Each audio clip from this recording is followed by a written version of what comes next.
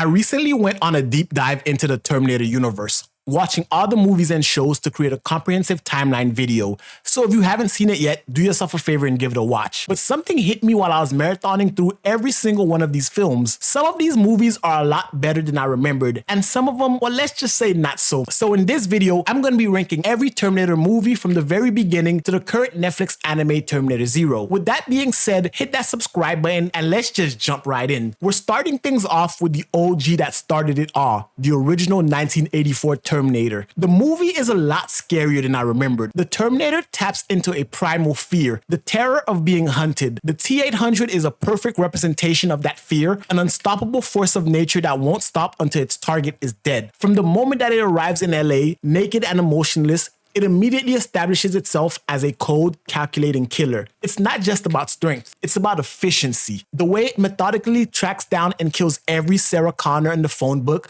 without hesitation or remorse. There's no reasoning, there's no negotiating, and no mercy. Only the cold, hard mission to complete. On the other hand, you have Kyle Reese, whose interest into 1984 couldn't be more different. His desperate escape from the future and his immediate scramble for clothes and weapons show a man who's not only human but vulnerable. Unlike the Terminator, Reese feels pain, fear, and desperation, along with Sarah Connor, who starts as an ordinary woman living an unremarkable life, just trying to get through her day, maybe have a nice date, and suddenly she's being hunted by a killer robot from the future. The chemistry between Sarah and Reese also adds an emotional depth to the story that balances out the cruel brutality of the Terminator. Their connection isn't just a plot device, it's the heart of the movie. Reese's devotion to Sarah, fueled by the knowledge of the future and his personal feelings, add layers to his character. His revelations about the future, about John Connor, and his own feelings for Sarah give the film a tragic, almost poetic undertone. Their relationship is born out of necessity and desperation, but it grows into something genuine. The tension is palpable in every scene, whether it's the silent stalking or the frantic chase sequences. The film's score, with its pulsating metallic sounds, perfectly complements the relentless nature of the T-800. It's a soundtrack that gets under your skin, much like the movie itself. And Sarah's final stand against the Terminator is not just a battle for survival,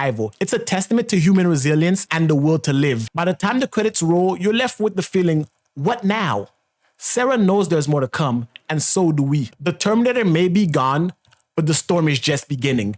And with that iconic line, I'll be back, you just know this is just the start of something epic. This is the movie that sets the stage, and it did it in a way that still hits hard even after all these years. This movie's amazing. There's no ifs, ands, or buts about it. It goes right here. All right, let's dive into one of the greatest sequels ever made, Terminator 2 Judgment Day. I'm talking about a movie that didn't just live up to the hype of its predecessor, it completely blew it out of the water. If the original Terminator was a tense sci-fi horror flick, T2 cranked everything up to 11. The story picks up years after the first movie. Sarah Connor has gone from a terrified waitress to a total badass, prepping for the end of the world, much like a one-woman army. She knows Judgment Day is coming, and she's not messing around. Meanwhile, her son, John Connor, the future leader of the Resistance, is just a rebellious kid. Teenager kid, I don't know, the whole timeline's kind of wonked at this point. And then you enter two Terminators, the T-800, played again by Arnold Schwarzenegger, but this time he's reprogrammed to protect John. And then there's the T-1000, played by Robert Patrick, a shape-shifting liquid metal assassin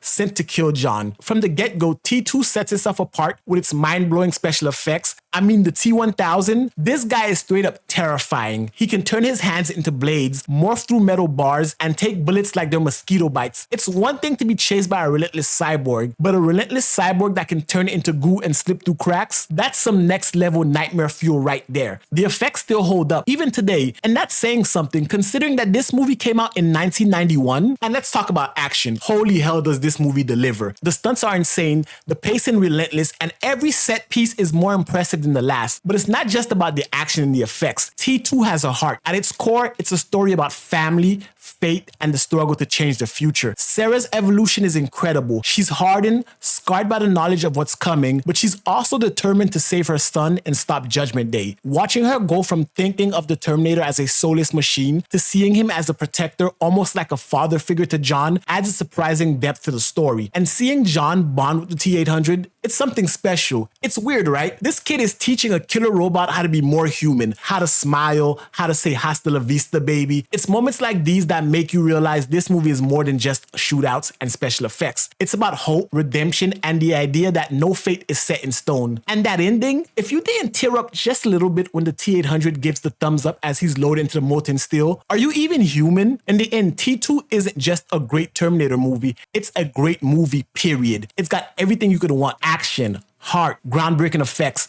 and characters you actually care about. It's the kind of movie that sets the standard for action movies to come and prove that a sequel can not only live up to the original, but surpass it in every way. This is Terminator at its absolute best, and honestly, it's a high bar that the rest of the franchise has struggled to meet. This movie, I give it a masterpiece, straight up. This is one of the best movies ever made. All right, let's talk about Terminator 3, Rise of the Machines. After the masterpiece that was T2, expectations were sky high for this next movie. Could it live up to the legendary status of its predecessor? Did it bring anything new to the table? The short answer, kind of. Terminator 3 had some big shoes to fill, and while it doesn't quite reach the heights of the first two movies, it still has its moments. Let's break it down. First off, the story. Terminator 3 takes place a decade after the events of T2. John Connor is now a drifter, living off the grid, trying to escape the fate he knows is coming. Sarah Connor is dead, and he's haunted by the events of his childhood. And he's convinced that Judgment Day was averted. But here's the kicker. It wasn't. The machines are still out there, and Skynet is still planning its takeover. Enter the TX, a new Terminator model that's even more advanced than the T-1000. She's here to finish what her predecessors couldn't: eliminate John Connor and any potential resistance leaders. The TX, played by Kristanna Loken, is a mix between the T-800 and the T-1000. She's got the endoskeleton of an upgraded T-800 for strength and durability, but she can also shapeshift like the T-1000. And let me tell you, she's no joke. She's faster, stronger, and more versatile than anything we've ever seen before. But here's the thing, she's a bit of a letdown compared to the T-1000.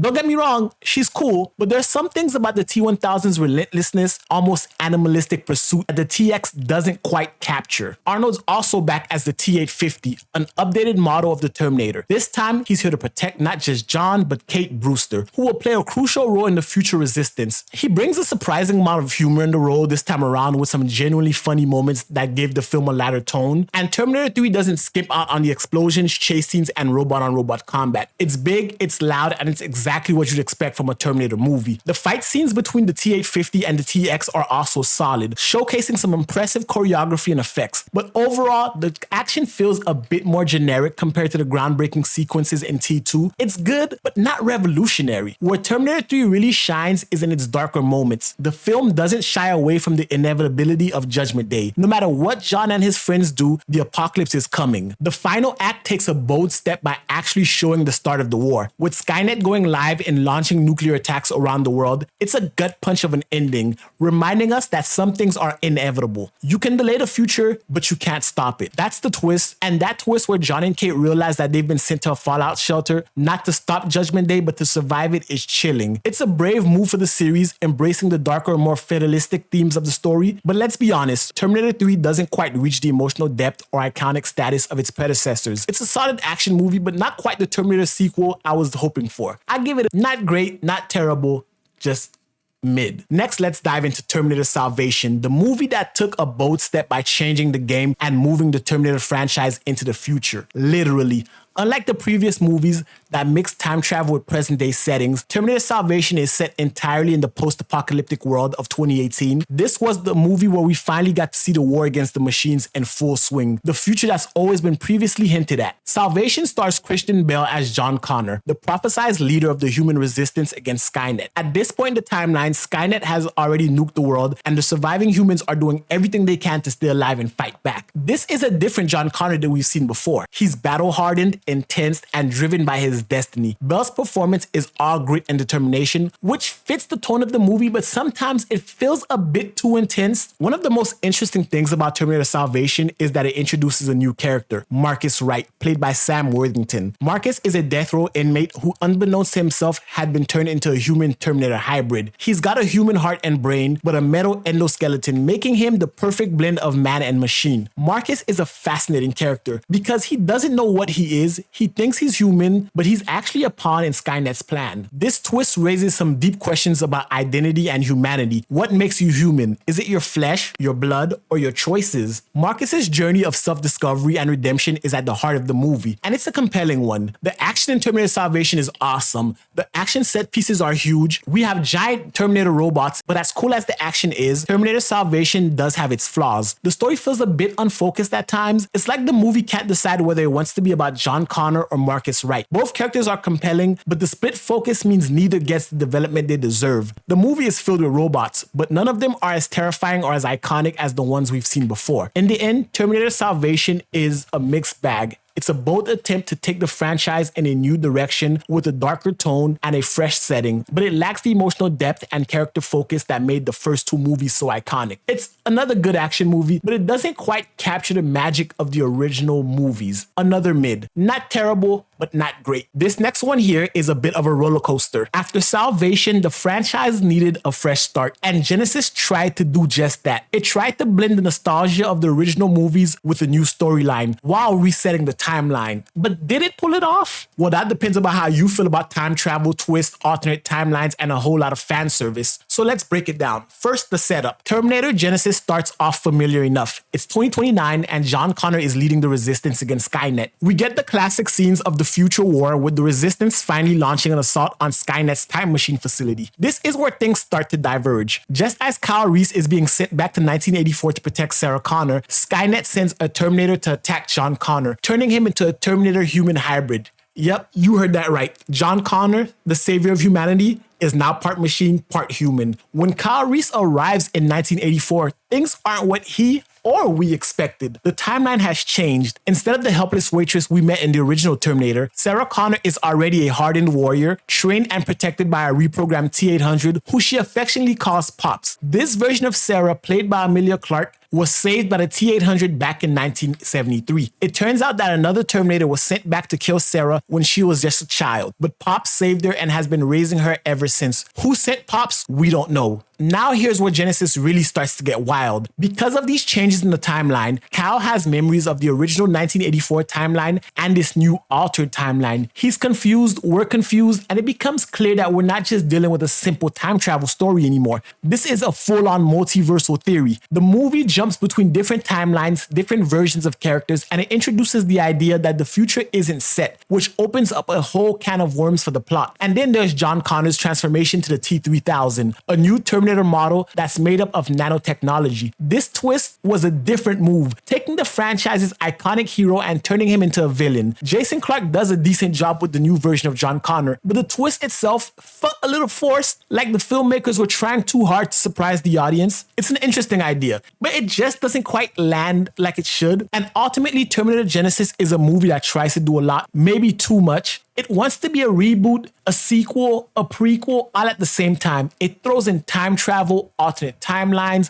multiple versions of characters, which makes for a plot that's hard to follow, even for Terminator fans, and it's a reminder that sometimes less is more. It left us with more questions, no answers, and overall, this movie's trash. I tried to look at it every which way I could, but because the story almost makes no sense, it's trash. Let's just leave it there. It's probably the worst movie on the list. And because of that, the franchise decided to wipe the slate clean. Dark Fate ignores all the sequels after Terminator 2 Judgment Day and acts as a direct follow-up to that iconic movie. It brings back Linda Hamilton as Sarah Connor and of course Arnold Schwarzenegger as the T-800, aiming to recapture the magic of the originals. With James Cameron returning as a producer, Dark Fate kicks off with a bold move. In a flashback scene, we see a young John Connor get terminated by the T-800, just a few years after the events of T2. That's right, the future savior of humanity once again is killed off before the movie even really gets started. This shocking twist essentially throws out everything that Sarah and John fought for in the first two movies, setting the stage for a new narrative. Fast forward to present day and we're introduced to a new savior, Dani Ramos, a young woman living in Mexico City. Dani, played by Natalia Reyes, is the new target of a brand new Terminator, a highly advanced model called the Rev 9, portrayed by Gabriel Luna. But Dani isn't alone. She's protected by Grace, played by Mackenzie Davis, a human cyborg hybrid sent from the future. Grace is augmented with enhanced strength, speed, and combat abilities. While the movie itself sets up a great new narrative and takes a story in a different route, the fact that it erases the first two movies really kind of takes away